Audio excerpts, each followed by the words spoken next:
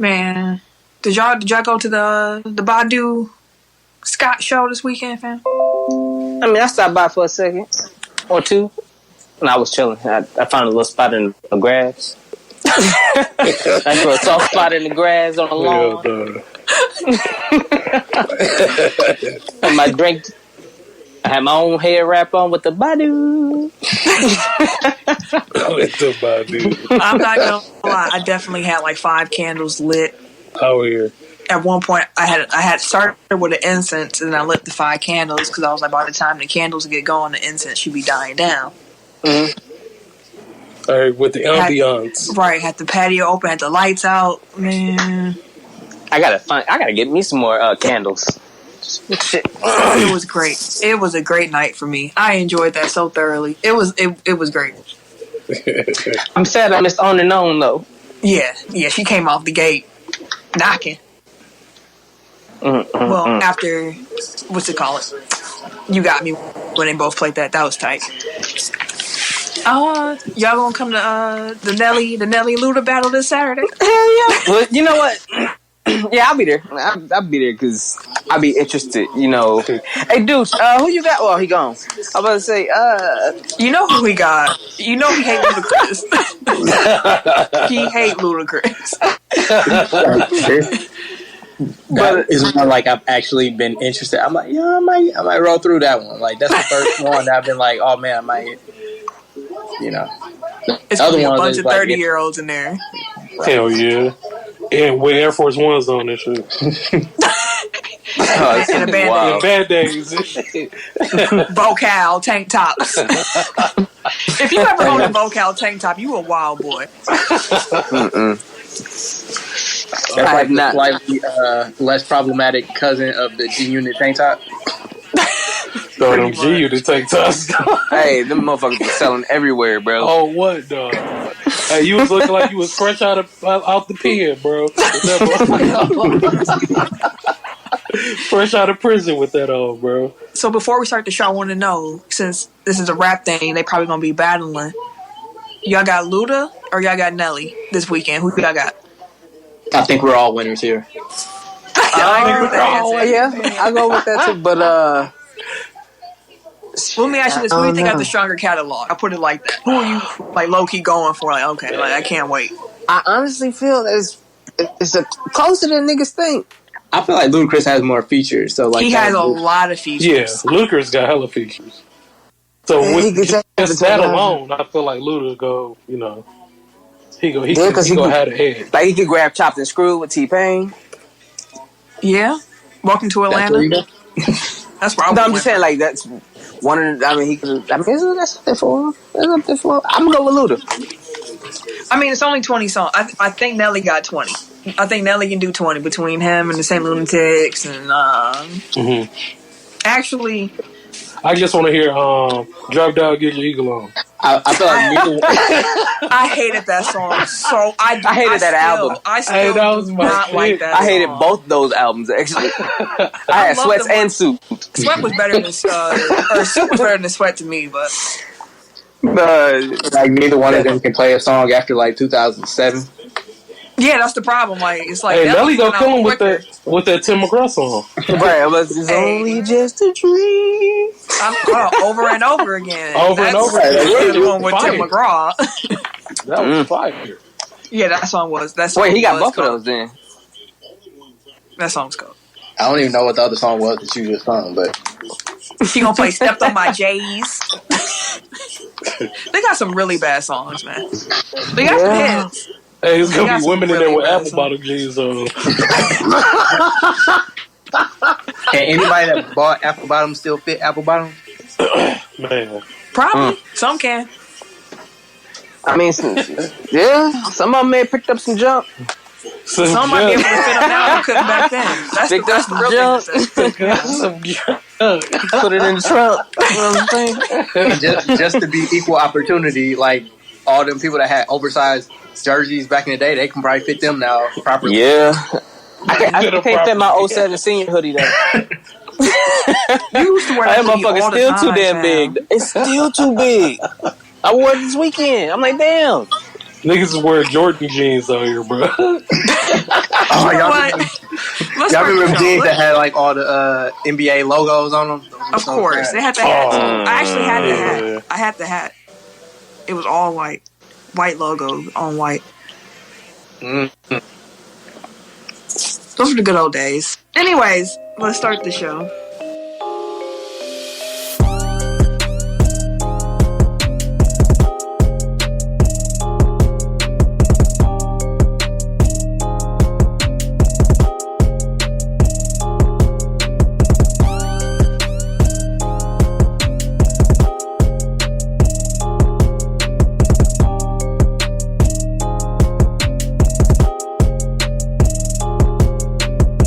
Welcome to episode 149 of Technical File, the sports podcast you never knew you needed.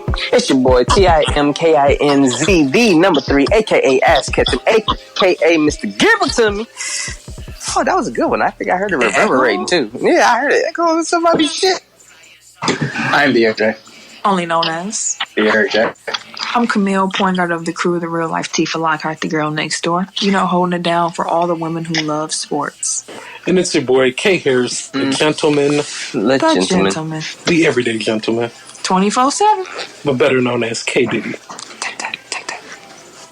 Jabari. Why don't you go ahead and mosey on over to this here website, right? It's called www.technicalfile.com. Don't forget to put the K on that motherfucker. You can also find us on Facebook and Technical File Podcast, which is... Oh, shit. I tried to. Couldn't do it. Go ahead and rewind that. Hey, appreciate you. All right. www.technicalfile.com. Don't forget to put the K on that motherfucker. You can also find us on the Facebook Technical File Podcast, which is our Facebook page. Oof. And Technical File Pod Overtime, which is our Facebook group where you can join in with the listeners, fans, and fam. You can also find us on Instagram and the Twitter at Technical File. Jesus Christ. It was rough today. Yeah. That was rough. It's a struggle buggle there. Mm-hmm. Never would have made it.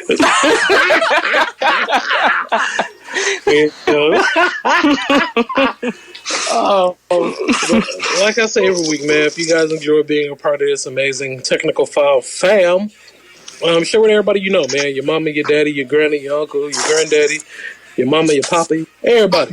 Mama Dia, everybody. Who? You just say Mama Deer or Madea? Mama Deer, nigga. I ain't hear that deer at all. Like you, I ain't hear that. Hey, put your glass back on so you hear. How I'm doing? That's what I'm doing. You agree with them? Because your glasses make you hear. Y'all some niggas, man. Yeah, show it everybody though, goddamn. Take File Challenge. You ain't got one. I got one. Go ahead. I knew you were going to do that. Post a picture of you from like 04, like back in Nelly and Lucas' heyday. Oh shit! 04. Oh, show us your most quintessential 2004 outfit. So if you're not familiar with the Tech File Challenge or whatever, we ask y'all to screenshot when you listen. So like right now, take a screenshot of the show, and now also find a picture of yourself from like the 04 era. Like a fit that would fit the Nelly Luda battle this weekend. And post it on social media and tag us. Let people know. Like, we want to see the fits. We want to see the fits. And, you know, let people know you listening. So that's the Tech File Challenge. Screenshot and upload. It's going to be some booger wolves. Do it now. I know. I look like shit. Still do. I gotta find a picture of myself. No, I don't think I want to post a picture of myself from that time period. I'll give you that right now because of this damn pandemic. I'll give you that. Like one of the goddamn wild things. Yeah, I'm alright. I'm gonna be. I guess we gotta post pictures of ourselves from that time period too. If we asking them to do that. I would say like 2000 to 2005, somewhere in there. Ooh. Yeah. Okay. For sure. I'm gonna ask my mom to send me some pictures. But wherever you find podcasts, you can find us. That includes Apple Podcasts, Google Podcasts, yep, SoundCloud. I was gonna think of a sound effect. Go ahead, keep going, brother. Stitcher, Spotify. Spotify. Okay. Who in there? Wooska. Himalaya. Like a player. And wherever you're listening to this podcast right now. Oh, you did it out of order, man. It was weird. What about? Yeah, you forgot the iHeart. Then you put Wooshka before the Himalaya. I was all thrown off. I didn't even have the Wooshka didn't even come from my spirit this week, man. You had a player all messed up. The Wooshka didn't come from my spirit. See, the problem is I wrote it out this week and I forgot iHeartRadio and I put it in the wrong order. So, you know what? Can rewind that, please? Wherever you find podcasts, you can find us. That includes Apple Podcasts, Google Podcasts, Yep. SoundCloud, Spotify, Stitcher. Stitch it up. Stitch it up. Did you make a iHeartRadio?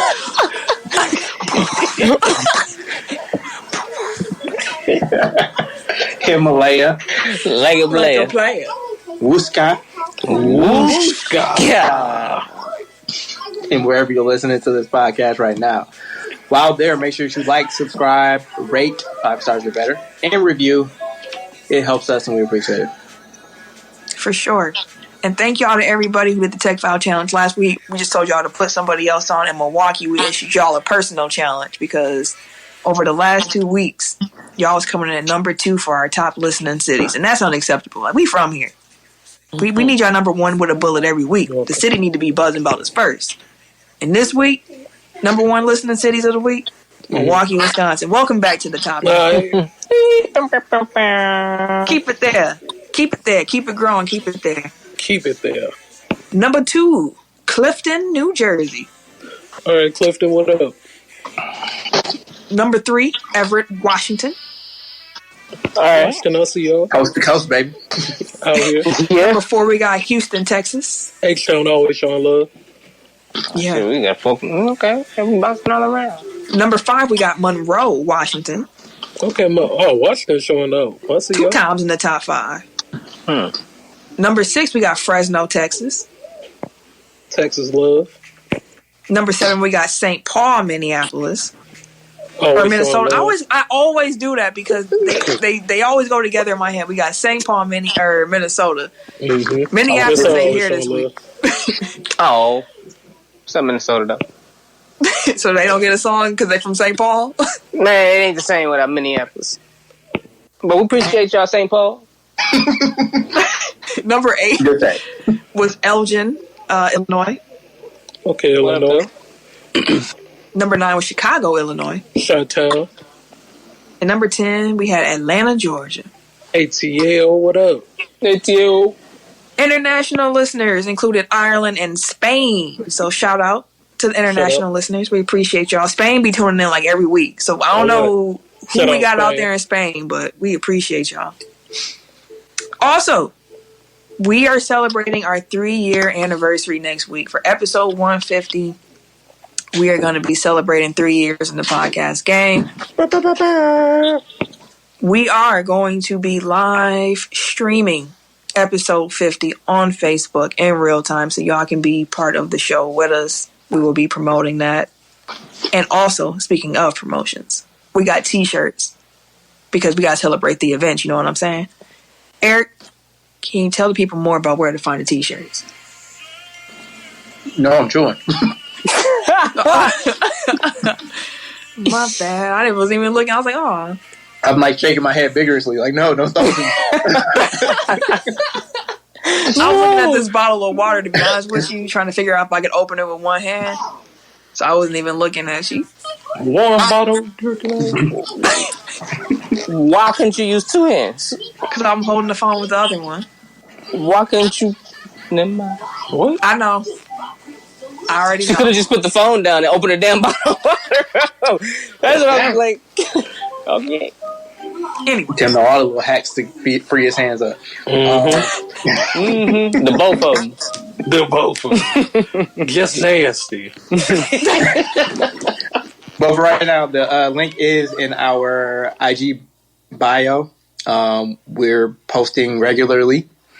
So just keep an eye out for our social medias. For sure. And with that being said, let's get into the topics of the week.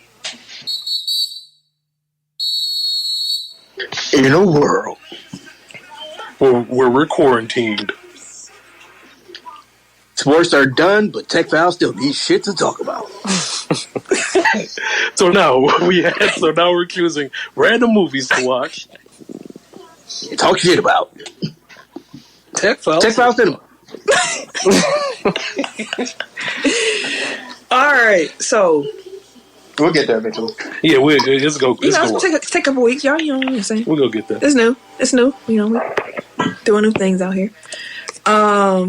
This week though, our movie of the week was Talladega Nights. So we brought back 4 previous losers and said, let's get a vote on previous losers. You know, there's some great movies that just didn't make the cut. Mm-hmm. And we had Talladega Nights. Can I believe that was your suggestion? Yes, I said Friday Night Lights. Tim went with Moneyball, and Eric went with Love and Basketball. So, in case you're not familiar with Talladega Nights, it came out in 2006. This is prime Nelly Ludacris time. And IMDb describes the movie as such. Number 1 NASCAR driver Ricky Bobby stays atop the heap thanks to a pact with his best friend and teammate Cal Naughton Jr. But when a French Formula One driver makes his way up the ladder, Ricky Bobby's talent and devotion are put to the test. That is the most polite way to frame this movie I have. Like, I didn't know what they were going to say. I was like, how do you explain this movie? But y'all did a good job, IMDb. That's great. It's a great summary. Now, have y'all seen when the hell did you make a pact with Cal? That they're going to be best friends forever. Bro, this damn movie, bro. Wait, have all of y'all seen this before? Yeah. Yes. I have not. This is my first time seeing it. Wow. No interesting. Well, so you described it then. What you think this is? Go ahead. We just told what it was about. IMDb. Ken, how you feel about it? Well, shit, it was, what, you want me to talk what the movie's about, or how? You're supposed to describe it, what's it about? So Will Ferrell, he this, race car driver, his daddy left him, but his daddy was a semi-pro race driver. But his daddy he just popped up. His daddy popped up randomly during a career day. But how do you know it was career years. day? Exactly. When he was gone for 10 years. Look, the movie ain't supposed to make sense, but that's like the first thing I thought of. Like, how do you know? Of all the time to show up, you showed up for career day 10 years? For career day, bro. And you ain't got no career? Right. Then you get hauled away by the cops and shit. He came here raising hell with them kids. He did. But them kids was going though. His best friend, they shake and bake. And he a racer too. But low key, Ricky Bobby was cold, but he needed help to be. Bro, they cheated a lot of times. So niggas was cheating. They cheated every race, bro. How the fuck y'all slingshot? Hey, that slingshot was cold though, bro. It was cold. Use the slipstream and then let him. And yeah, bro. I was like, when I first seen it, I was like, so you gonna let my man do this every race? And it was funny when Cal would bring up like, hey, maybe this week I could win. Know. And he's like, no, that's a terrible idea. Like, why the hell would I do that? If you gonna win, how am I gonna win? I'm like, come on, bro. Oh, that movie made me laugh out loud a couple times. I haven't seen it was in a while. It was very ignorant. It was very ignorant. And I forgot like how movies of this time. It was just a lot of these types of movies that came out around this time. Yeah, it really was. It probably wouldn't. They would not work now. If it was released now, no, they'd have got him out the paint. Yeah. But yeah, the kids made me laugh when I first saw them. They was going in on the granddad though. They was going in on dudes. Shut your fucking face, you don't fight. Oh my god, damn, dog. Dude was like, I'm 10 years old, but I was like, damn. You gonna let him talk to me like that? Hell yeah, I'm gonna let him talk to you like that. I'm like, damn, dog. I was like, oh. It was terrible. But yeah, man, it was a typical Will Ferrell movie. I'll say that. Pretty much. Yeah. So if you know Will Ferrell, basically know the type of humor that's in this movie. I did tell Camille earlier that he's an acquired taste. He is. He hit or miss too, though. Yeah. He definitely hit or miss. And I said there were some things that made me laugh out loud, but there were other things that made me like cringe. And I was this is not even funny. I was like, we can write better shit than this. Honestly, a lot of it seemed like they just kind of like they had an idea of what the plot was, and they kind of just improvised. And I literally was thinking like, yeah, they definitely improvised almost all this shit. No, that's how they make their movies. Like they kind of have like rough outlines of like what the plot is, and they just kind of riff. They got WWE writers. here's the sticking points. Just make sure you hit these plot points. Pretty much. Like, damn. I mean, when you got that many comedians, I'll probably do the exact same thing. Yeah, but what you expect from Will Ferrell, though? You said that's how they made Step Brothers, too. Like, I hated that so much random. What? You hated, dude, Step Brothers is that was a miss for me. No, that's probably the best. Step Brothers is the best Will Ferrell movie. Step Brothers is hilarious. Did not like it. I have to think about Will Ferrell's movies in order to see what the best one is to me. Anchorman tops it for me. Yeah, I think Step Brothers is funnier than Anchorman. Step Brothers is funnier. Step Brothers is bottom like joke for joke. Yeah, Step Brothers. Yeah. You put your nuts on my drum. He literally took his nuts out and put them on his drum. Hey, bro, y'all reckless. What the fuck? No. That's hilarious. Both of hoes alone. That alone is just pure comedy. Oh man, how many? But I feel like this movie was kind of hard to because it's really just the jokes. Like the sports are very unimportant to the enjoyment. Yeah, it's just jokes upon jokes. It was some funny jokes though. Oh yeah, most definitely. Yeah. When he thought he was on fire, but he wasn't on fire. That shit was ridiculous, bro. I'm like, come on, man. This shit is not out of hand. Yeah, Michael Clark Duncan was in this movie though. R.I.P. Yeah, R.I.P. Apparently, they were looking at they had so many different black actors they were thinking of in that role before they got to Michael. It was crazy. Like, their list was extensive. Like, they wanted, like, Denzel. Then they was looking at Chris Rock. Then they I mean, they give him the budget for it. I'm going to read the list. Samuel L. Jackson. Jamie Foxx. Jamie Foxx. Motherfucker. Shaquille O'Neal. Will Smith. Damn. Denzel Washington. Cuba Gooding Jr. Kadeem Harrison. Tracy Morgan. Eddie Murphy. Tommy Davidson. Chris Rock. They literally Terry wanted Crews, every black person. Chris Tucker, and Taye Diggs were considered for the role. Literally wanted every black person. Well, I mean, NASCAR probably chipped in a little bit. Black person. Because that budget is crazy. That's a crazy ass budget to be able to I want all of these. I mean, if you think about it, like, all the sponsors that they had in the movie had to be real sponsors because they gave them the actual names. Yeah, they said that the major race car ones, so like Perrier, Wonder Bread, they weren't like official sponsors, or they didn't ask for the product placement. Like Will Ferrell and them kind of did it, and then they cut a deal on the back end with a couple. But Perrier had no involvement. Like they were just kind of like, thank you. Applebee's got some love. Yeah, it was a lot of. I was like, damn, y'all got brand everywhere, branded like a motherfucker. Dear sweet baby Jesus. He was a man. He had a beard. I like to think that he had a tuxedo T-shirt on. In the blooper, they be just going, my Jesus God. I was like, Lord. But I couldn't help but laugh at the same time. But let me ask you, what's y'all rating of the movie? I'm gonna be mad. I'm saying 2. I'm saying 2.5. Yeah, I'm a 2. I give it 3. 3. Okay. Mm-hmm. So it's going average about a 3. $21 million. Woo! Woo! Ow! Oh man, you got 21 mil. How the hell you ain't got no money because you let your best friend take your chicken 3 hours? Dog, that shit was wild. Family pictures, fam. And everybody acted like it was just normal. Like the kids were in on it, like cool. It was wild, bro. But yeah, kids got kicked out. Yeah, it was entertaining. Like I said, some things didn't age well. Some things were kind of cringy, but like how much they were like poo-pooing on him for being gay, like that was kind of like, okay, I guess. It actually wasn't as bad as I would have expected a 2006 movie to be about, like, given that being gay was the joke, but it wasn't like mean-spirited. Yeah. For the most part. Mm-hmm. It was just like, oh, it's funny to have a gay dude in NASCAR because, you know, like that was the joke, not him being gay, I guess.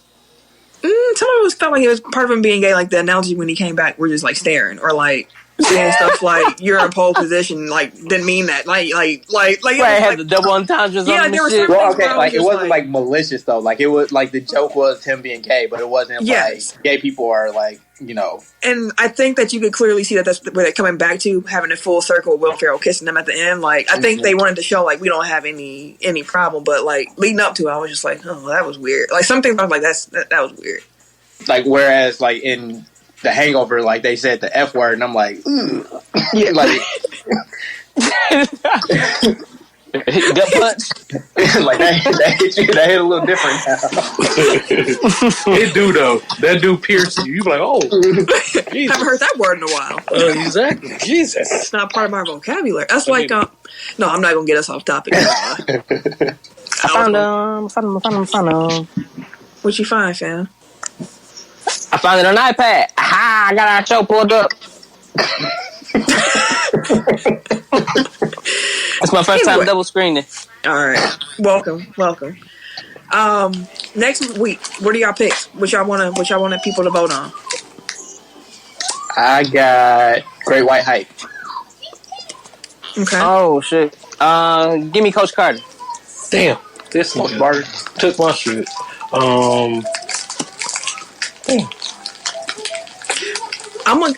There's who got a rapper or something? What's poppin'? Oh, my bad. That's a little man. All right, Kate, baby. I can't be mad at that little face. Look at him. Just mind his business, popping. Hey, you know mine. Right. Click clacking away. I think I'm gonna go with The Longest Yard this week. That might win. Speaking of things that might not age as well, but wait, which one? The old one or the new one? The newer one with Adam Sandler. I think I'm gonna do Varsity Blue. No, it's cool. Yeah. I actually wouldn't mind watching any of these movies, so can't lose. All right, so make sure y'all vote. We need y'all to tell us what to watch, what we're gonna be talking about. Mm-hmm.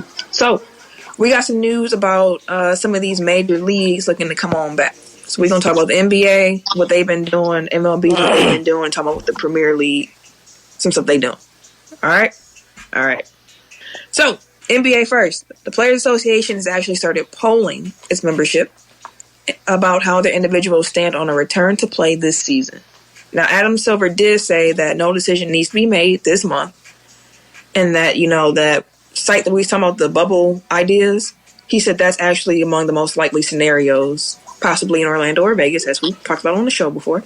Right. And the audio call that ESPN was able to listen to. So it seems like they're trying to get their feelers out, get some things going. I've seen some players tweeting about it already, saying like, y'all should be voting yes. And I'm like, oh, public campaigning. Did they have a secret players group of like LeBron and them that they said came out earlier? It was like LeBron, Kawhi, Steph. They had like a players coalition group or some shit like that. I ain't hear nothing about that. I don't know about that, but I do know that I just saw a tweet saying that superstars, so I don't know who's all included in that, but like superstars are pushing for a return to play if like it's safe for them to do it. Yeah.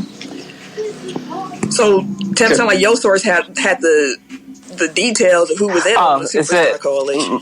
Mine says NBA superstars pushing to resume season. Haynes sources: LeBron, Steph, Giannis, Kawhi among all stars who formed united front to restart season during private call on Monday via Yahoo Sports. Oh, okay. Oh, Yahoo dropping names. Let's see. Did it? Let's see. Okay. One of the players that I saw publicly campaigning was Jared Dudley. Mm-hmm.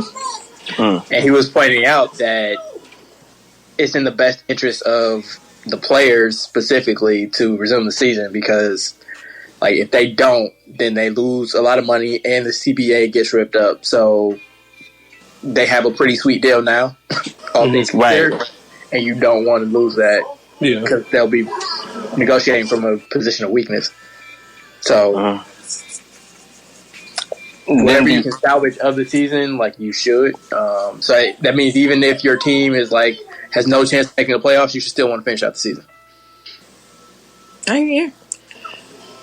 I wouldn't mind the bubble team. I mean, not the bubble team. The bubble site thing, though. Like you said, it's most likely that's what it's sounding right now. And if the players really want to get back out there like that, and they cool with that, I don't see why not for them. I mean, the way I'm starting to feel about this virus is that, I've accepted the fact that this is about to be a thing for a long time. Like, this is about to change, like, life as we know. Like, I'm finally here, like, okay, life has changed. Like, things will never, like, it's going to be pre and post. It's nap time.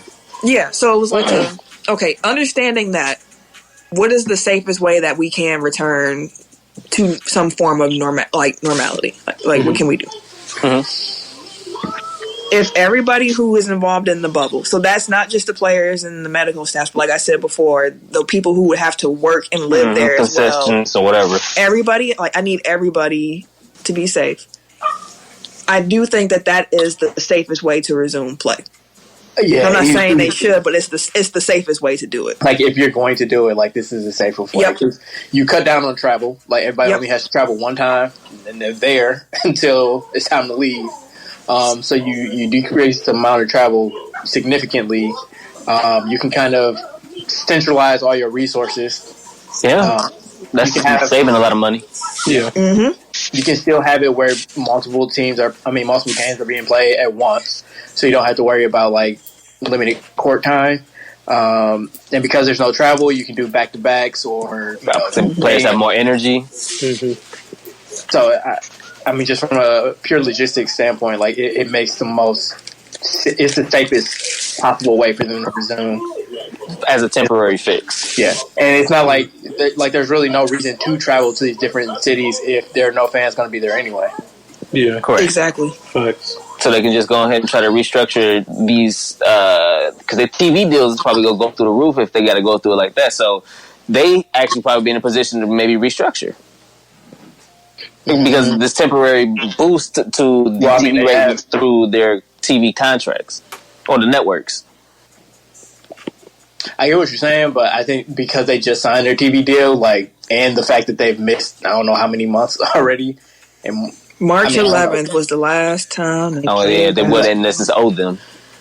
Yeah, it's really been 2 months, y'all. Yeah, that's crazy.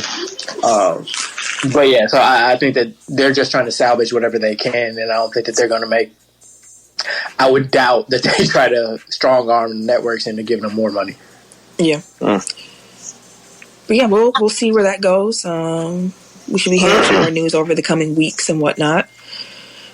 Major League Baseball, the owners approved a proposal that Commissioner Rob Manfred plans to present to players today. So as you're listening to this, it's already been presented. And it was on a return to play scenario that aims to have baseball back in home stadiums by early July. Yeah, dog. Oh shit! It's a lady outside. Hold on, I'm muted. Hey, he talked about my birds last week, nigga. He didn't yell at the dog.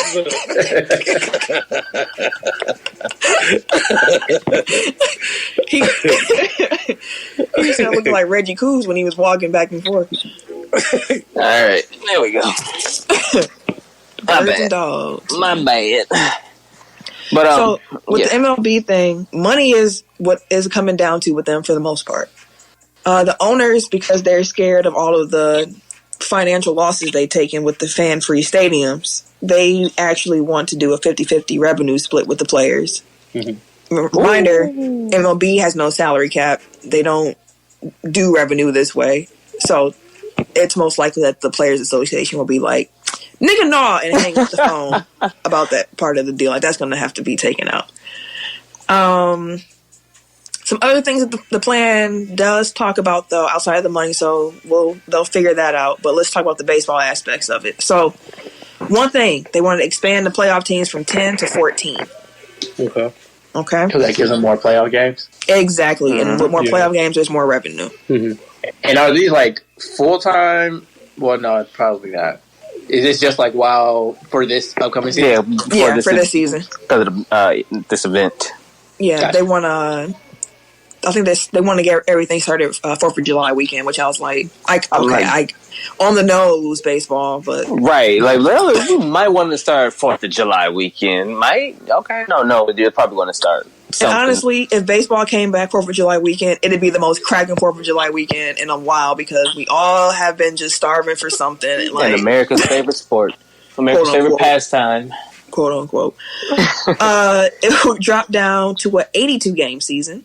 Mm-hmm. Yeah, that's cool. Makes sense. Yeah. They would use home stadiums in areas that have local and state government approval. So if the ballpark ain't available because of the local laws or whatever, Manfred told owners that he would be prepared to move that team to another city to play home games. Yeah. You get ruthless, bro. Exactly. Oh, y'all not good? All right, we'll go over here then. Y'all play over there. Like, so you still gonna make people travel. I'm guessing that that'll be their new home, though. I'm just saying, like, he's still making teams travel, though. Oh, yeah. They were actually talking about the fact that... Oh, we'll get there.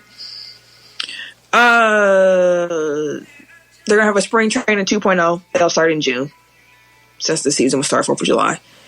Everybody would have a DH, so there'd be a designated hitter in both AL and NL. And I was wondering what y'all thought about that, because the NL is traditionally not with the... Right, the pitchers usually get the hit. Yeah. Pitchers got to hit. What's the point of that? Like, how does that help anything?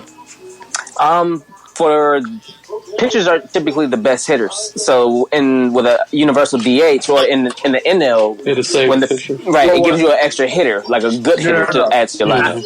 I mean, I get how the DH works. I'm saying, like, why is that? Why is this proposal in here? Part of, like, the coronavirus response. I don't know, maybe it's to help the pitchers for their, preserve the pitchers or something. I don't know. A lot of political shit just get thrown in. They honestly, because they're going to probably have fewer game sites, they're probably be playing more games, and they probably want the game to go as quick as possible. If you get more hitters, you can theoretically get the game over with quick. Well, pitchers, you get more outs. Pitchers give it up. Sometimes you'll be there all day. Hey, I'm telling you. Maybe they want to just increase the runs as opposed to the outs. I mean, offense sells games. Yeah. This is all they got. They got to come out with the heavy hitters. They would have geographical... Chill out, Windows. I'm not trying to update you right now, fam. Did nobody ask you to come on my space when I'm trying to read from my show? They're going to have geographical schedules, so that means teams will only play in-division opponents and interleague opponents in a similar area. So, like, for example, American League Central teams would play AL Central and NL Central teams. Okay. Makes sense, because they're all in the same area. Yeah. So, because if it's so heavy with the intra-divisional schedules, it would limit travel because you can travel to bus to nearby cities, but you still traveling. Right. But basically. But by bus is better than by plane currently. Is it? No, I'd rather be on the plane than the bus. Hell, man, being on the bus for like 6 hours. The planes is packed again. What you talking about? They got private planes and stuff, fam. I don't know. But hey, they gonna be on buses like it's 1960. Kalaka, all on the bus. And it'd be a 30-man roster with a taxi squad that would have upward of 50 players available. What you clicking on, fam? You should be clicking mute, my nigga. Hey, you lucky my son right here, nigga. I have words for you. Oh, we got Daddy Ken on this episode. Right, I have words for you. I am upset with what you are saying right now. The gentleman. Right. Please don't make me go outside to my vehicle. I beg you, sir. I beg you. I'm telling you, it would not be a pretty sight. But yeah, that's what they think of baseball. Premier League Tell them what they own. All right, so the Premier League said they won't be voiding like the club titles, and relegation won't be canceled. And the league is going to ask the government to allow some games at home. So pretty much, what that mean? So pretty much, they're going to take the bottom 6 teams, and they're either going to allow them to play against each other to decide who's going to get relegated or promoted at a neutral home site. Mm-hmm. Or if the teams don't feel comfortable enough, or the players don't want to do it, then they're going to use a mathematical based formula and they're going to add on like win percentage across the schedule and a bunch of formulas and shit like that to calculate who would get promoted or relegated based on the rest of your schedule. So of course the players are probably like, no, fuck that, let me go ahead and play that shit out. Right, because I don't want math to determine if where we playing at. Right, so but it has to be like a universal decision type shit, and they got to send it over to the government to see if they're going to allow them to actually play these games. If the government allows them to, then that's the next step in this process. But they're not going to forfeit no titles. They're not going to just cut cats out and like, oh no, the season didn't end, so yeah, I know you were in. So they're going to pretty much, I guess it sounds like it's going to be whoever's in first is going to get the title, which is I think Liverpool, and the bottom 6 figure it out from there. I'm like, that's so. My thing from there was, I wonder how, if say the NBA can't resume, will they do the same thing? Probably not. They probably just had to see no champion season. I can't see the NBA doing that to one of these cities because I didn't actually watch the show, but I saw that the Dump was discussing like whether or not, any team, whatever team wins like the title, if they come back for the bubble, like should they have an asterisk? But don't teams that have like the lockout season teams have asterisks? No, asterisk is the only thing in baseball, and I think that's only for the home run. So then no. Yeah, no.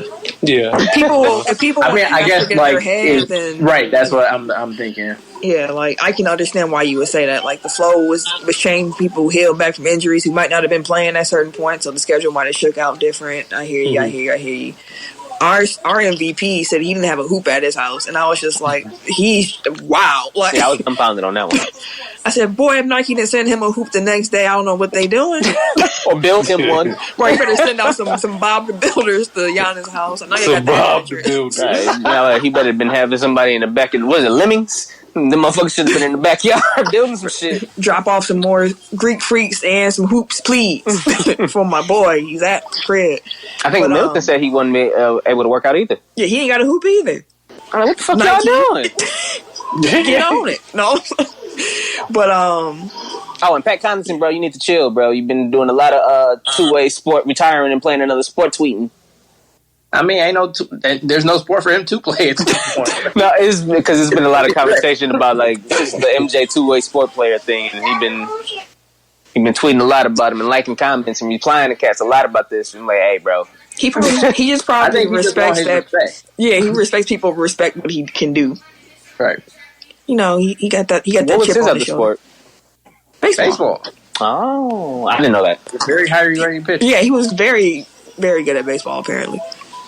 So just before we move on from this, like Camille, I thought you brought up an interesting point about like what the new normal is going to be. Like once, they let us outside, essentially.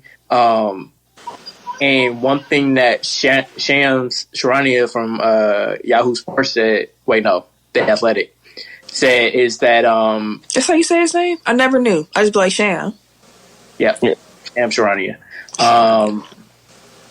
He said that Adam Silver is basically telling the players, like, if we're going to come back, like, without a vaccine, like, you're just going to kind of have to live with a certain level of risk. And I think that that's an important part for everybody to kind of wrap their heads around at this point, is that, like, one, there won't be a vaccine probably for, like, up to another year or two. And that's quick. Exactly. Yeah, and that means that, like, once we are let outside, like, you kind of have to just take that into consideration that, like, we're just all living with the risk of contracting it.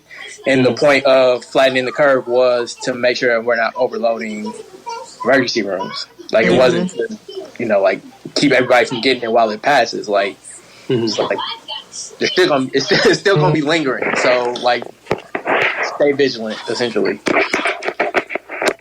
Can't fam.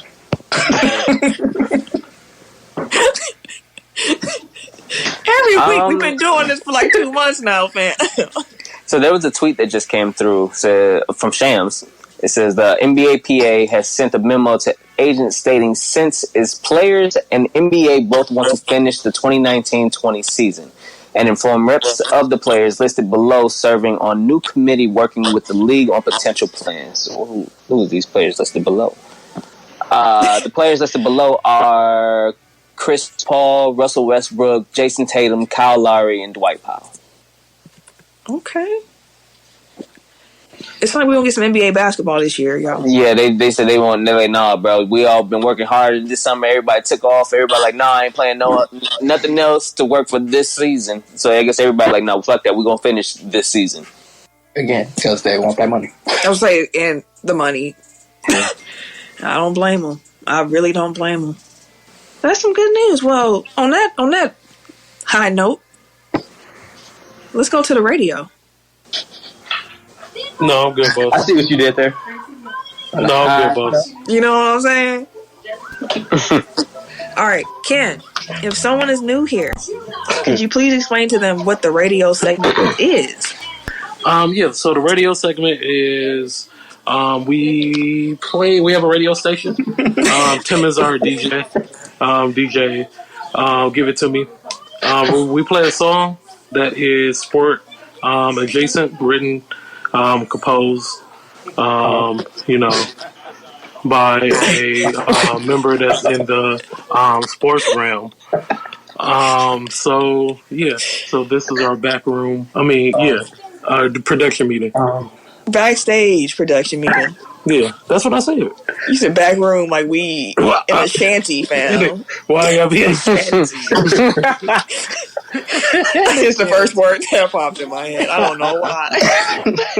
You just had that just chilling right there, huh? It was just shanty, huh? Shanty, you just man. say that on a regular. It's just right there to the front. I don't know where it came from. I have not said that word in a long time. Anyways. So, as Ken was saying, we're in our backstage production meeting, and right now we're going to talk about what song we're going to air, how we're going to go live on air, and all that good stuff. So we bringing y'all backstage. The song this week is the LA Lakers Rap All-Stars, Just Say No. That's the name of the song is Just Say No. Can we say no to this? I'm good, boss. I'm good. No. I realized that, like, back in the 80s, like, everybody thought they could rap. Like, yeah. Like, that, it was just a thing. Like, there's no art to it. It was just, oh, yeah, you can say some words to a beat. And you're a rapper. And now you got a rap song. So, like, this video includes, like, everybody. Like everybody. Even Pat Riley got some bars off at one point. Yeah, wow. Michael Cooper, AC Green, Kareem on here, James Worthy, Magic, like the Lakers. Oh, the Showtime Lakers. Wes Matthews Sr. The Lakers are on the track, and most of them introduce themselves with their name, so you'll know who's rapping because it's every Jake, and I'm here to say. Hey, somebody gonna start beatboxing this shit, right? Tim, right? No, Tim be the one that's doing the beat on the table and shit. Right, so he can rap at the same time. He got to multitask. Anyways, Tim, do you want to go live on the air talking? And then cue the song in. Let the beat start, and then I'll talk over the beat. Okay, so Ken, you counting down the start of the song, you talking everything. Get us live on air, please. Count us down. 5, 4, 3, 2, 1. WTECK Radio 69.9 FM, where 69 is fun. WTECK Radio 69.9, 69 is fine. DJ such and such, Mr. Give It To Me. We got the Laker All-Stars, the Rap All-Stars. Just say no. I'm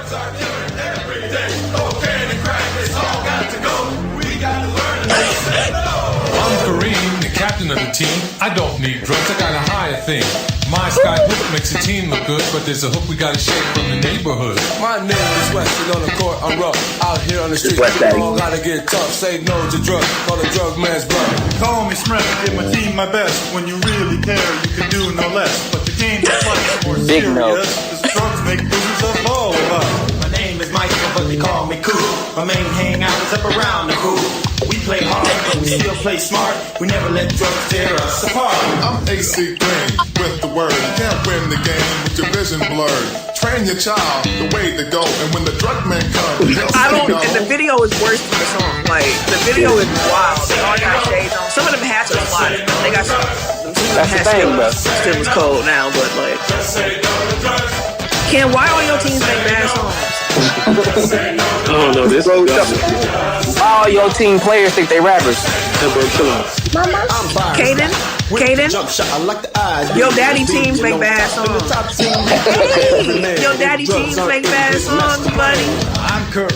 They call me Superman, and I'm known to be out there on the street. We all got to work together. We're the top, but with no relation, and we stand together. Hey, Sweet slam dunk. I can make a man without that jump. Oh, Jesus Christ. They still rapping. Right. Bears out. Say no. Just say no. Just say no to drugs. Just say no. Just say no to drugs.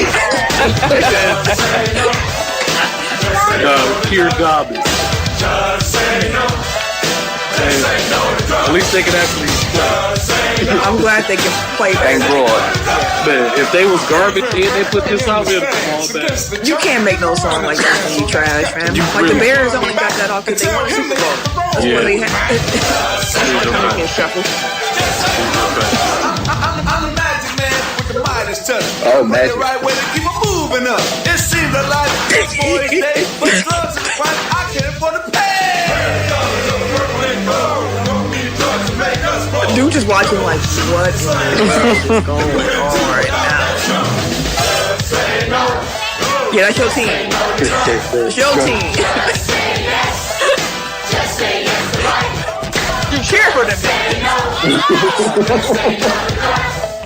I'm not gonna lie, the chorus is kind of catchy. Yeah, by the end, I was kind of like, unironically. Really do the thing, so I'm here to tell you the best play of all.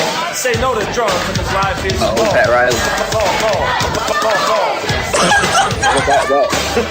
You can cut off right after that. That's all you gotta hear.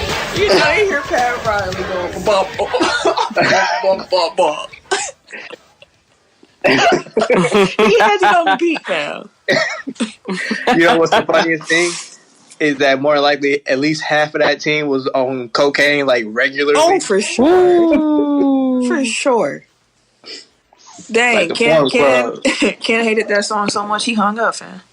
Man, I'm bad. I'm sorry. It was too much. It was too much for the band. It was despicable, bro. I couldn't handle my soul. So remember, next week for the radio. Next week for the radio. Y'all gotta say y'all favorite Tech File song before each of us have to come to the radio next week with our top 4 or our top song that we played. I can already tell y'all mine gonna be Leo Rush from last week. Oh, for real? Mm-hmm. Part of that's because I don't remember half the songs, but mine came on the other day. I was like, yeah, this was one of my favorites. What was yours? What's yours? I got you next week. You ain't gonna tell people you don't tell me what you got? Nah. All right, let's talk about The Last Dance. Episodes 7 and 8 came on this past weekend. We got one more weekend of The Last Dance, and then it's gone. WWE did start The Undertaker's Last Ride this past week. My free trial ended, so I'm back to that. My free trial. So, what was your key takeaways from this weekend's things? I think this weekend's set of episodes might have been my favorite thus far. I caught episode 8. You didn't see 7? I saw like the last 10 minutes of 7. You missed the whole. Yeah, you missed when he talked about his first retirement, his baseball career. They call him Error Jordan, fam. Error Jordan. Yeah, like the retirement. Like the thing that I was thinking about. Oh, Sports Illustrated. Yes, the thing that I took away from the retirement is just like trying to imagine what it will be like in the social media age. Like, can you just imagine like a 30-year-old MVP retiring to go play baseball? No. Like after 3 straight titles. Like if Steph Curry just like walked away, like, I'm done. I'm about to go play golf. Yeah. He's good at golf, apparently. Yeah. That'd have been wild. That'd have been real wild. Like an underrated part of it is that it was like a couple weeks before training camp started. Yeah. Jeez, your entire like ace in the hole is just gone. Yeah, your best player is like, I'm out of here. And how they found out, like, he's at a baseball game and then leak out that he gonna retire the next day, and then it's just like, oh shoot. He had to dip. He had to go. I mean, your marketing, like all of that. He gone, bro. Then too, like when he got to Birmingham, like they were going crazy over him. So he had cats his first game for laying on the ground, trying to like peek through the fence just to see him. Yeah, that's like nuts, yo. And like I always thought it was crazy that he started out in AA, but it makes sense when they explained it in the doc, which was that lower than AA couldn't accommodate media for as much media as was going to be following that team. So, but he wasn't even bad. No, he wasn't. He was improving. Yeah, all things considered, he did pretty well. Yeah, I've been saying that on this show if he for wasn't like Michael years Jordan, now. Because everybody was expecting him to be Michael Jordan like he is playing basketball. That's the only reason why people say like he was trash, but he was. He hadn't. I didn't ever think about it until his trainer was on there talking about like retraining his body. I never thought about that, and he was like, "You might be ruining your basketball career in the future because we're training it for a whole different set of emotions right now." And also, how they were kind of pushing his dad's death on him, and the media was like, "What?" Like I probably would retire too, fam. So they were trying to blame him for his dad's death. Yeah. So essentially, like because that was still in the middle of all the gambling and him going to Atlantic City during the playoffs and all the different dudes talking about, he owed me money or he owed me money, I should say. But that's the thing. Like it seems like he was good about paying his debts because again, he rich. So it's like I don't see like one thing you can say about Jordan is that he's not a sore loser. So plus he was taking everybody's money, so gambling in a way, but he was winning. Like he knew what he knew the risk he was taking when he gambled, and he didn't mind if he didn't get it because he thought he was going to win every time. Exactly. So he won more than he lost. No, I was saying I'm sure he won more than he lost. That he kept gambling and shit. So yeah. Then he came back to the Bulls, and then we got to see some practice footage. And Tim, I'm telling you, the fact that you missed the practice footage, he was on Scott Burrell like heels, family. Oh, I seen that. Scotty couldn't do nothing. He would breathe, and Mike's like, "Stop being soft, ho!" And it's like, "Whoa, man, So I seen that. Make the free throw, ho!" Because he said he was trying to get in Scott's head, and he was like, Scott was just a real nice dude, bro. Like he was really trying to be a dick to him, and he couldn't get to him. Like on one hand, like I kind of understand like where he's coming from, where he's saying like if they can't take it from me, like that means that they probably can't take it when stuff gets tight in the playoffs. Right. But also like there's a way to do that without a huge dick. Like yeah, it was like reckless. It was like his method to achieving that, and it's like it made me think like, is that the only? Because like that's the story you hear about Kobe. Kobe was the same way. And it was making me think, and I was like, are most great, like, I know most great players are psychos because you kind of have to be in order to be great. But then I was like, do they all have to be a-holes too? No.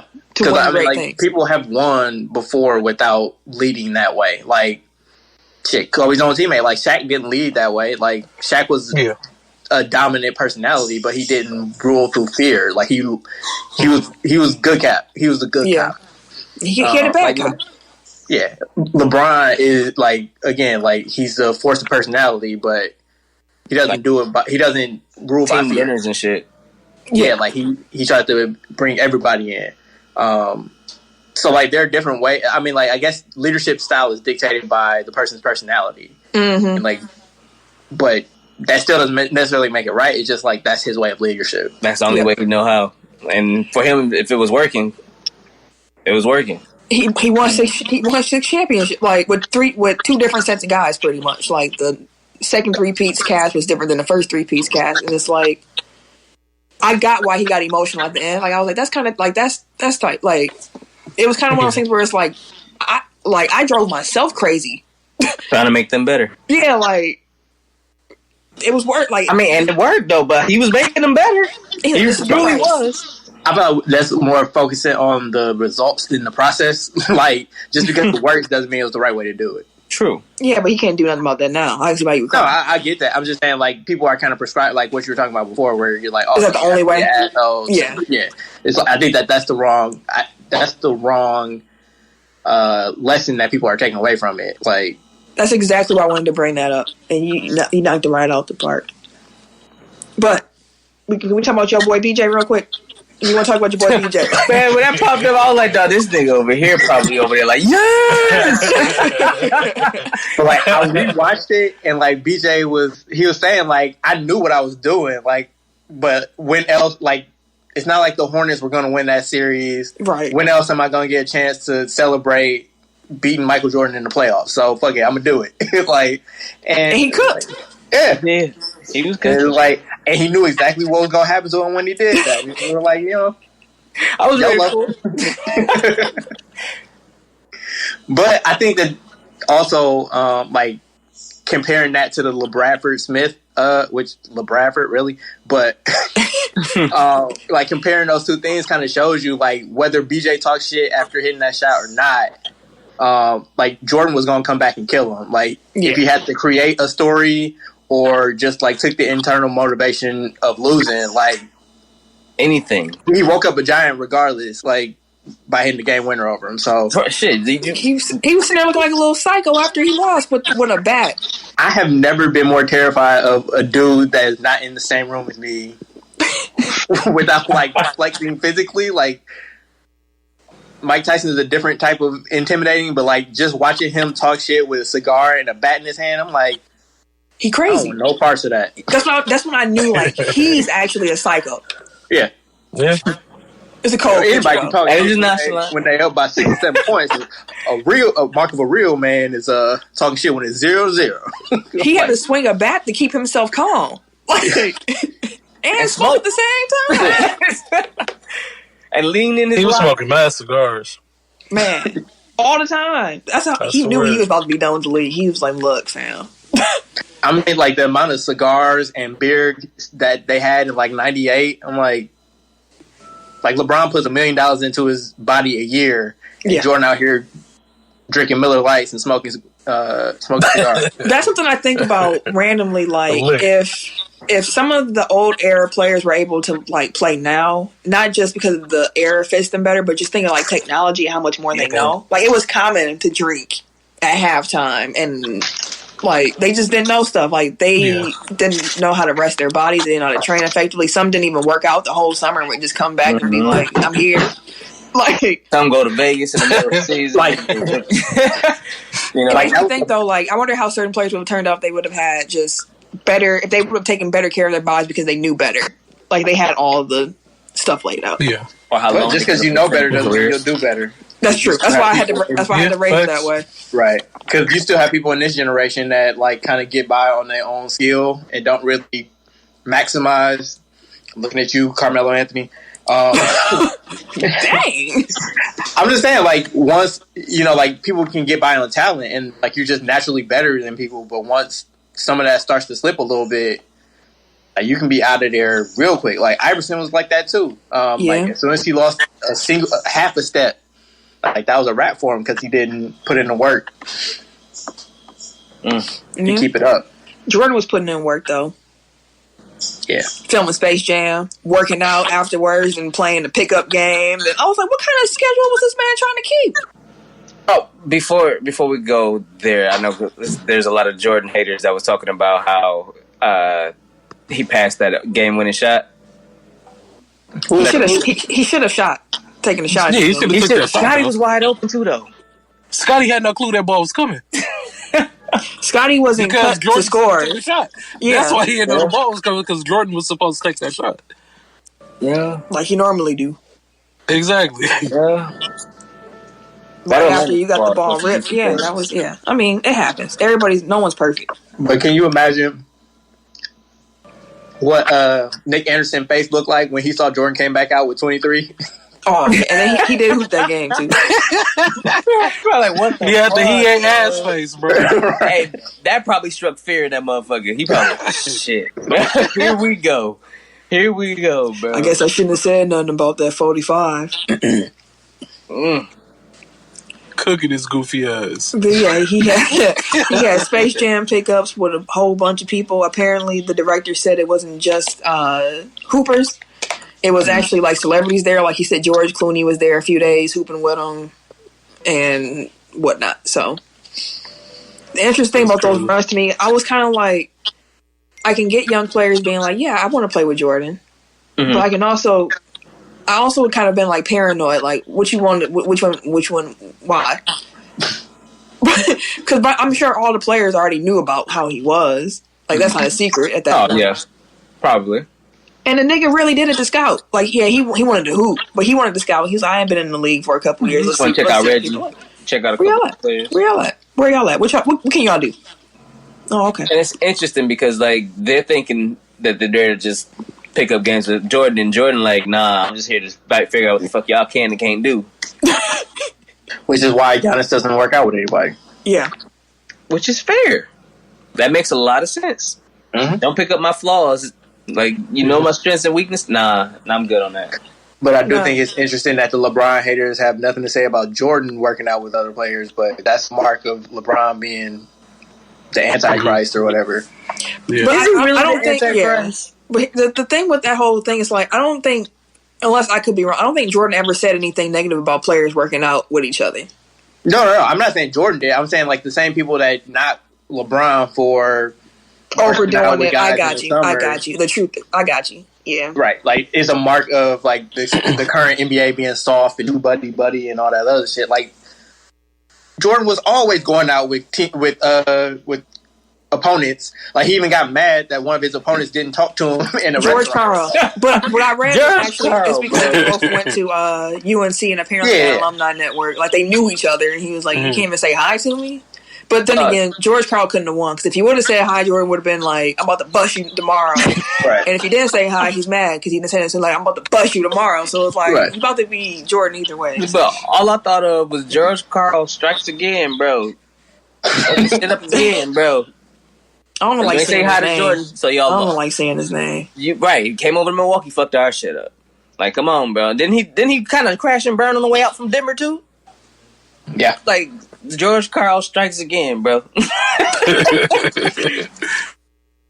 Now, you changed my whole mood. I'm going to talk about it.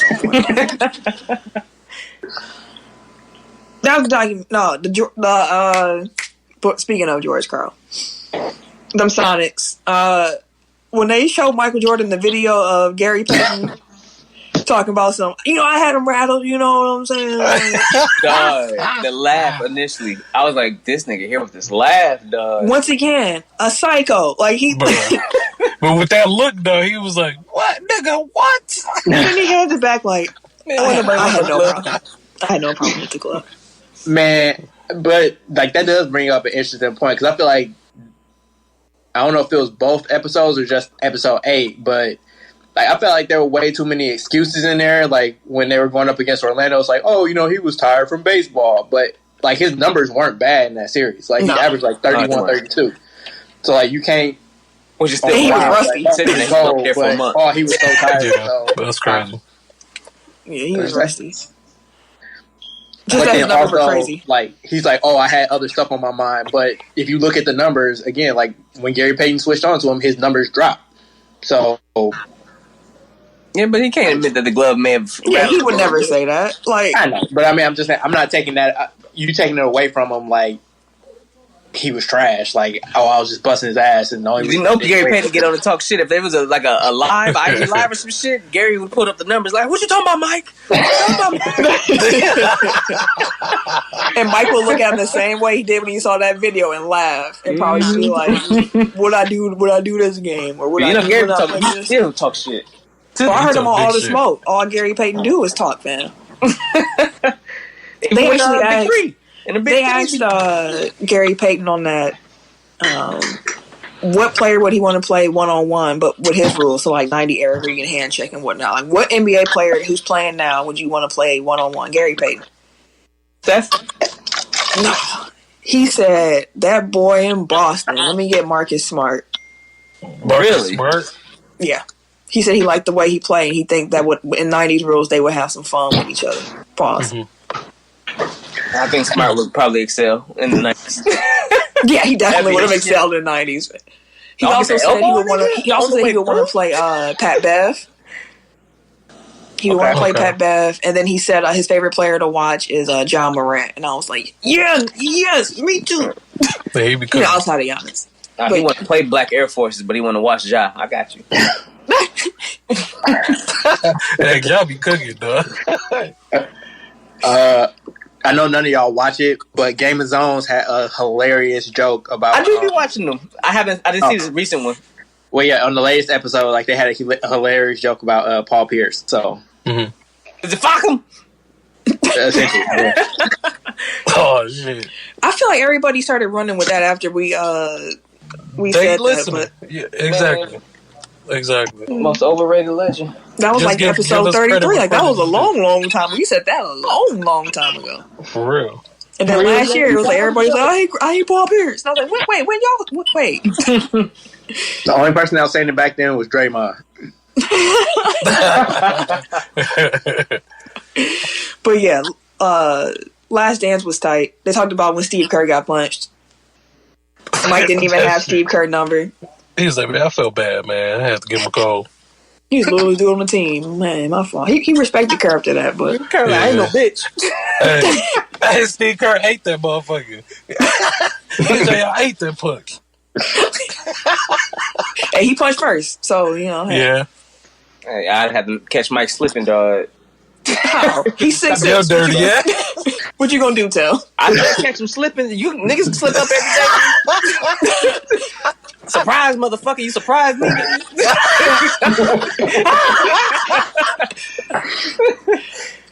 Actually, that is a question I had though. Like, so if you Scott Burrell, like, really, what can you even do? Like, you can't like haul off and hit Michael Jordan. Hell no. Steve did it. Why can't I? Steve did shit. Hit him back. What the fuck? Steve hit him back. He hit him first. See, you know what the fuck happened? Hey, listen. I'm sure Jordan was elbowing him in the neck and shit. I seen him coming through on a rip one time. I'm like, damn, why is elbow out like that, bro? You know why? Apparently that was Kobe special. Like Kobe gets shit. No. Yeah. Where do you think Kobe got it from, man? He was like, Like, we can accidentally pull a chair from under him and trip him at the same time. He was watching that 90s basketball. I was like, I think I can sneak some of this into my game. He was playing 90s basketball. Oh, shoot, you're right. Throw the ball as hard as we can, 5 feet away from each other and shit. Like, I don't know if it was Roger Bell or Matt Barnes, but somebody that he got into it with was like, that was why they did it. He kept elbowing them like on like rip through moves and shit. Yeah, I think it was Roger Bell when he clotheslined him. Them little bitty moves, bro. Like, cats be really like. I used to hate that shit when motherfuckers used to run by trying to contest a shot and they'd like poke you in the stomach on the way past, or tap you on the stomach and shit. I hated that shit. Like, stop fucking touching me, nigga. That's why they did it. I was gonna say, like, that's the entire point. Once you reacted, they were like, I'm gonna keep doing it. No, I didn't react to it. I just hated it. It wasn't something I reacted to. It's just something I internally was like, I really hate when niggas do that shit to me, bro. Oh, I hear you. I feel you. Yeah, it ain't nice when niggas just poke you. Jesus Christ. Jesus. Hello. I don't know what you on, bro. This ain't what I signed up for. We ain't on. Any other thoughts on The Last Dance before we move forward? No, we good. We can keep on moving. Money in the Bank. Sorry, what you think? Okay, I was like, someone gonna say it. It took place this weekend. Listen, all you got to watch is the Money in the Bank match. You don't need to watch nothing else. Okay, bet. Just that. It's only like 25 minutes. Okay, that's all you got to watch. Like that. The pay-per-view was an hour and a half, 2 hours. It was 2.5 hours. And Vince said that he's going to keep pay-per-views shorter until they move back into arenas because that's what he plans to do. Keep them short, period. For sure. Right. So I think me and Tim, you're going to want to watch it. I just said ain't nothing worth watching but the Money in the Bank match. So I just wanted to know, Tim, after you were so hyped, I was hyped too. What did you think of the pay-per-view? The pay-per-view as a whole... Or I'm sorry, the match. The match, I still enjoyed it. I enjoyed the match. Like, you can tell where they super cut some of the shit. I'm like, damn, that was some bad editing right there. But what's y'all? But other than that, like, it was cool. I told y'all ass. Vince can't help himself. He's going to throw a nigga off the roof. We agreed with you on that. Yeah. We were talking bad about you. That motherfucker doubled down and threw two. No. That's why I can't wait to watch this shit. No, but we said when you said she was coming back through the wall, like the Kool-Aid man, that's when we stopped you, fam. Not so much we needed like a nemesis, dog. We needed somebody terrorizing cats out the blue out of nowhere, dog. And for AJ Styles, it was the Undertaker. It was a fun match. It was fun. It ended like abruptly to me. Like when they finally got up to the top, like it felt like they kind of rushed through it. But yeah, I didn't understand what they were doing. I didn't understand the thing between Corbin and Asuka. I didn't understand what that was about. I'm like, why is he, bro? Leave her alone, bro. But other than that, yeah, it was that match. It was cool. It was a couple moments where I was like, oh, okay. And the food fight was funny. The special guest appearances was funny. Like, yep. And I think Sam said that it was funny how that turned out. But Sam said that Otis was only in there for the comic relief, and then he won the whole thing. I was like, that's why I was like, it's funny that she someone added us because I laughed last week when I said his name was in the lineup, and it's because I like Otis' character, but I thought he was literally just there for kicks and giggles, like. So they pushing the shit Santino. Out of him.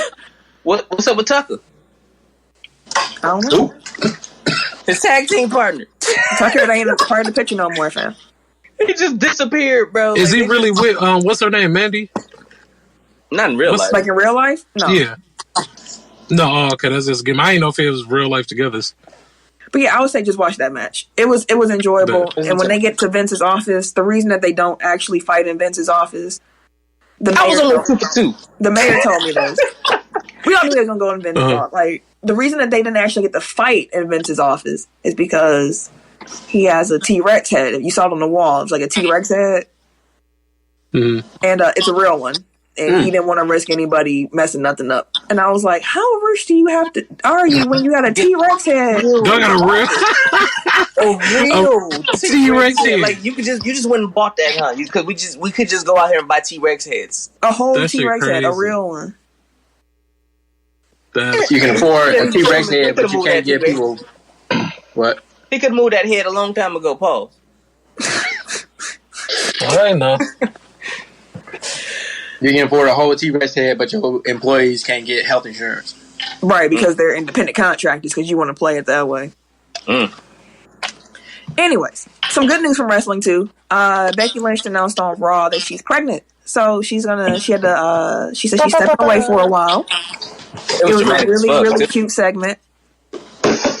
And Asuka broke character, and she was so happy. Like, she was just geeked, and it was beautiful to see. So, Becky Lynch is engaged to Seth Rollins, who's also a WWE performer. Shooting the club up. You said what? Shut up. Yeah. Yeah. The first of what I'm sure will be Messiah. While she was the champ, too. That's what I thought was interesting. I was like, why are you the champ? But I guess, time waits for nobody. You want what you want. Ski. I mean, we don't know their situation, so I won't speculate on anything like that. Just congrats that they pregnant. Yeah, congrats, shut the club up. I'll see you. This is the first of what I'm sure will be many quarantine babies. Oh man. They're gonna come out the wood. Right. There's gonna be so many new Sagittarius around this motherfucker. If my wife wasn't pregnant, she damn well would have been, goddammit.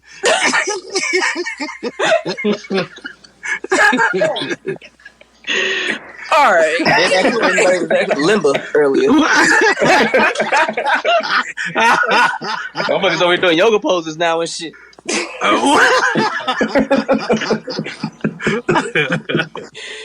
Any blow the whistles this week, y'all?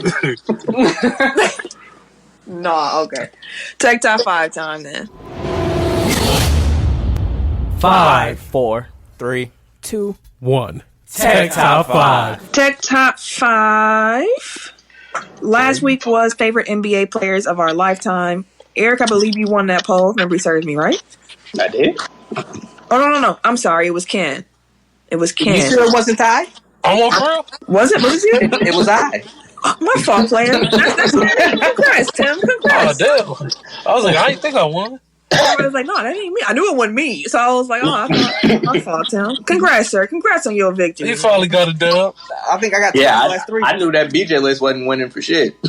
You have some votes, though. People will vote for it. But this week, we're just going to do our top 5 favorite albums. So. Tim, you want to kick us off? Sure. Number 5. These are all just my personal favorites. That's all everybody's list is. Number 5, I got "In My Own Words" by Neo. I knew that had to be. I knew it had to be on your list, man. You love you some Neo, fam. Wait, is that the one with "Say It" or "Mirror"? Say It. No, yeah, that album cover. Yeah, that album cover. Oh no, I'm sorry, "Mirror." "Mirror's" on that one. That's the first one. Yeah, the first album. Oh, God damn it! Because this "Mirror" was or "Say It." You gotta make sure you got the right album. All because of you was dope too. Because it was right there. All because of you was the one that had "Say It" on it. Right. That's what I'm saying. I'm pretty sure that one had "Say It" on it though. I thought "Say It" was the first one. Neo was on "All Because of You." So "Mirror" was the first one. "Mirror" was on the first one. Okay, and you were saying the second one. No, I want the first one. You want the first one. My Own Words. I like "Mirror" and shit like that, and "Stay" and "Time" and so sick and all of that. Yeah. Stay. So, anyways, number 4. Good album. I have. Let's see. I'll go with Miguel. His first album. Which one? The first one. Was that called Miguel? You said what? Was that called Miguel? No, it was shit. Let me go back over. You don't got the names of the albums. For real, Tim. Listen, I'm partying. Leave me alone. No, that's what it should have been done before the party, nigga. Is the first album. All I Want Is You is the first one. I thought so, but I didn't want to be wrong. All I Want Is You. Number 3, I got Illuminati, J. Cole. Born Center. I'm tripping. Born Center, J. Cole. Like I said, I'm partying. Leave me. I'm trying to work my way through this. Number 2, I got Confessions, Usher, and number 1, I got Nothing Was the Same, Drake. Okay, definitely on my list. I was struggling. It's interesting that you went with All Because of You or whatever the fuck. I went with In My Own Words. No, I was talking about the Miguel album because Kaleidoscope was on my short list, but that's a cold album. That's a cold album though. So 5, I got The Miseducation of Lauryn Hill. 5. 4, Man on the Moon 1. Yes. 3, Les Album Noir. Black Album. The Black Album. 2, Section 80. Kendrick Lamar. Okay. And 1, Late Registration, Kanye West. I like this list. I like this. All right. For me, number 5. I have Justin Timberlake, The 2020 Experience, Part 1. Okay. Playthrough album for me. Came out around the time me and my husband met. It has a very the album just goes. It reminds me of that whole summer. And then we, Mirrors is the wedding joint. Number 4. And like honeymoon. Number 4, I got Kendrick Lamar, Damn. I think the fact that you can play that album forward and backwards is still, and it's 2 different stories, is it blows my mind. Number 3, Marvin Gaye, I Want You. I know that Let's Get It On is the more popular album, but I will stand on the fact that I think I Want You is the better album. I love this one too. It's a vibe. Like literally, throw on Marvin Gaye, I Want You, and just let it play. Just turn it on and let it play. For sure. Go to the party and let it play, and you will enjoy yourself. Number 2, I got Blackstreet, Another Level. I think it's classic. My favorite album. And then number 1, Jay-Z, The Black Album. Shout out to my cousin Mike. We got that album. He got it on bootleg. I didn't buy it for some time until I got older, but we had to do. And he came by. He's like, I got the Black Album, and he put it in my 3-disc CD changer, and we played Madden while we had the album on repeat. Just the hours. Black Album, Madden. Hey, we had a dude that stole CDs from Target. Camille, somebody me and you know. So you know. We had to do the CD because this nigga used to steal over Target, bro. And we used to just pay him and shit. I already know who you're talking about now. He had every CD. I swear. Anyway. All right, so and number 5 I had the Miseducation of Lauryn Hill. Number 4, Nothing Was the Same, Drake. 3, College Dropout. 2, Ready to Die, Biggie. And then number 1, My Dark Twisted Fantasy, Kanye. That's my favorite Kanye album. Listen, good album. The album is amazing. Did y'all have any honorable mentions? I had quite a few. Yep, I do. I got like 2. I got the documentary. I got the documentary Game. And then John Mayer, Room for Squares. Oh, John Mayer, huh? Oh, I thought you were gonna say Continuum. I was gonna be like, yes. But no. Continuum fire though. I got Continuum. John Mayer is on my short list. Erykah Badu, Baduism. Yeah. Amy Winehouse, Back to Black. And I didn't listen to her. Will Smith, Big Willie Style. Dog, that Big Willie Style used to go hard. Used to ride in the Jeep, fam. I feel like that might be a double entendre. Like the title, like I just never thought about it. Big Willie Style. Yeah. Probably.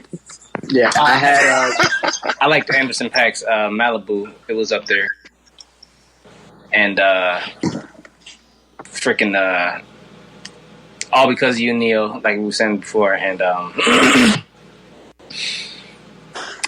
Free Black, the Black's first album. Okay. We heard that on the way back from when we went to Minnesota. That was the first time I heard any of his music. And I was like, dude, this motherfucker, who the fuck is this? Or as some say, 6 Lack. 6 Lack. Well, that's what I really call him. I call him 6 Lack. But I think I played that album. I think once I heard one song, I think I went and found his music, and that album had just dropped or something like that around that time. And I think I played that the rest of the ride back. And shout out to Ari Lennox. That's probably like my favorite new album that's come out recently. Eric, what are some of your honorable mentions, though? Love, Hate, Dream. That's a great one. That's a really good. That's a good one. That was one of my favorites. I forgot about Jamie Foxx too. Jamie. Watch the Throne. The heck yeah. House of Balloons. What's his name? The Weeknd. I had something else, but I deleted it. So good enough. Oh, random. Last Train to Paris. I don't care what nobody say. Good album. I agree. I don't know if I'll say favorite, but good album. Yeah, Last Train to Paris was a whole vibe. Well, if y'all was sitting here wondering some music to listen to, we just gave y'all a whole bunch of albums to check out. So do that. We hope y'all enjoyed the show this week. That's it. That's all. If you want to follow me on social media, you can catch me at Camille Monae. CamilleMonae, because your mom is fancy. Thank you, sir. At Buzzburner on Twitter. That's all you get. Goddamn right. Everyday_gentleman on Instagram. I'm K Harris 216 on Twitter and Snapchat. And it's your boy TIMKINZ, the number 3, aka Ass Ketchum, aka Mr. Give It To Me. C'est la vie. I'll find you something next week. See y'all next week. T-shirt orders close on the 19th. Get yours.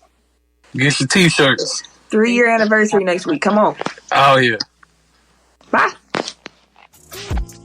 This has been a presentation of the Break Media.